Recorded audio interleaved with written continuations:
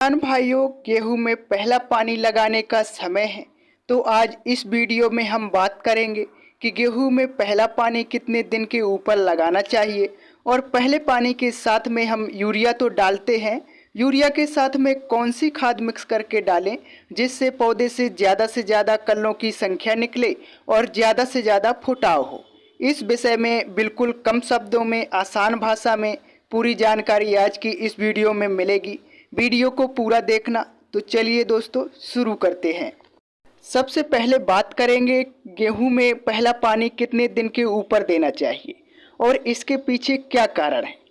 तो आपने आमतौर पर सुना होगा कि गेहूं में पहला पानी 21 दिन के ऊपर देना चाहिए, लेकिन 21 दिन के ऊपर क्या कारण है देने का ये भी आपको पता होना जरूरी है।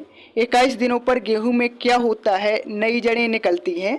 जब गेहूं का बीज का अंकुरण होता है तो 2 जड़ें निकलेंगी, उनका काम अब खत्म हो जाता है, वे जड़ें अपने आप अब खत्म हो जाएंगी और गेहूं में ऊपर की तरफ नई जड़ें निकलेंगी जो कि मजबूत जड़ें होंगी।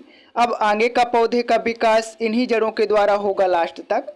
गेहूं में 21 दिन की अवधि को CRI स्टेज बोलते हैं। इसमें ही नई जड़ें निकलती हैं।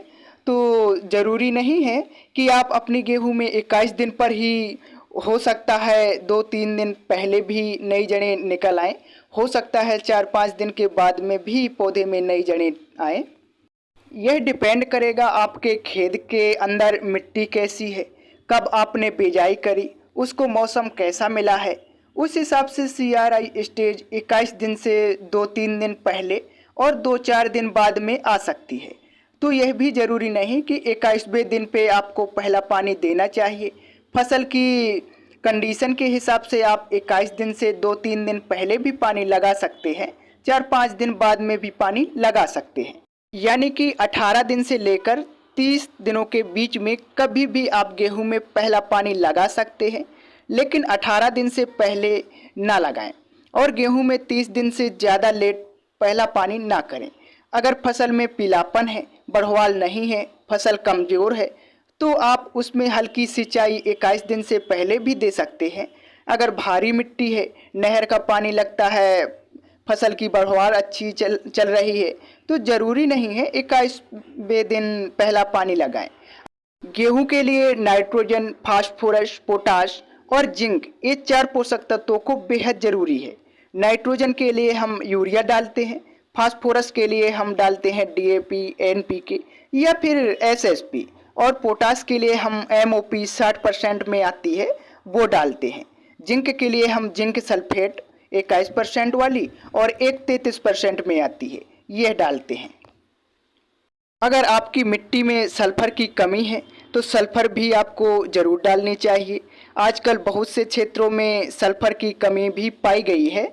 माइकोराइजा, सागरिका, बायोबीटा, ये प्रोडक्ट भी कुछ किसान भाई डालते हैं और इनका ट्रेड भी धीरे धीरे बढ़ते जा रहा है, लेकिन ये प्रोडक्ट महंगे आते हैं, इनके ऊपर एक्स्ट्रा खर्चा करने की आवश्यकता नहीं है। ये किस कंडीशन में आपको फ़ायदा पहुंचा सकते हैं, कब कब डालना है, इसको विषय में हम आगे वीडियो में चर्चा करेंगे। सबसे पहले हम बात कर लेते हैं नाइट्रोजन की, यूरिया की। तो यूरिया की मात्रा 30 किलोग्राम से लेकर 45 किलोग्राम तक आपको 1 एकड़ में डालनी है। दूसरे पानी तक नाइट्रोजन यानी कि यूरिया की मात्रा की पूर्ति कर देनी है आपको। यूरिया की मात्रा सबके लिए एक समान नहीं हो सकती, मिट्टी के हिसाब से, आपके खेत की कंडीशन के हिसाब से और फसल की कंडीशन के हिसाब से कम ज़्यादा यूरिया की मात्रा आप कर सकते हैं। जो नॉर्मली डोज थे वो मैंने आपको बता दिए। फास्फोरस की बात करें तो इसके लिए हम डालते हैं DAP, NPK या फिर SSP। अगर आपको बिजाई के टाइम पर यह खाद नहीं मिली, DAP वगैरह, तो आप पहले पानी के साथ में इस समय पर डाल सकते हैं।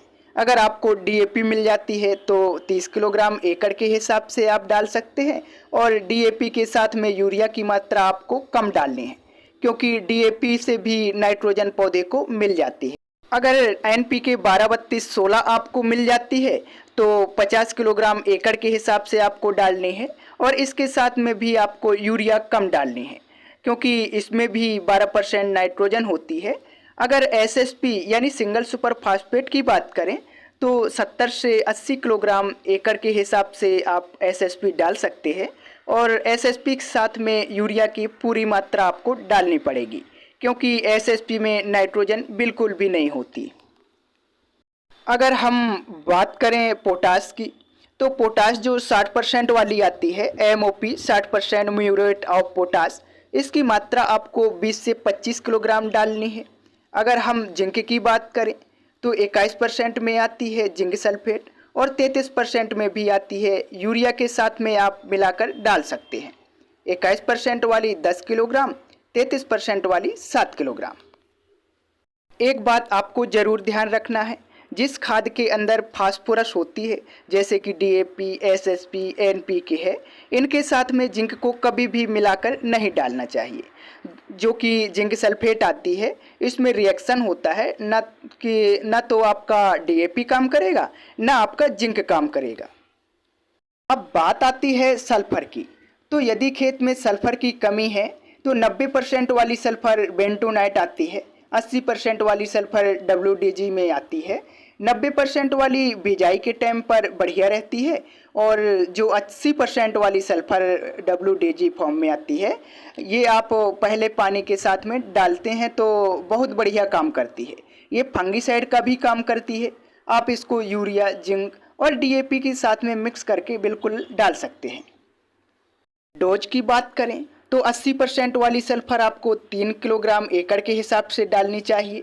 इसके बाद में जो माइकोराइजा, सागरिका, बायोबीटा जैसे महंगे प्रोडक्ट हैं, तो आपको तभी डालने चाहिए जब आपको लगे कि आपकी फसल कमज़ोर है।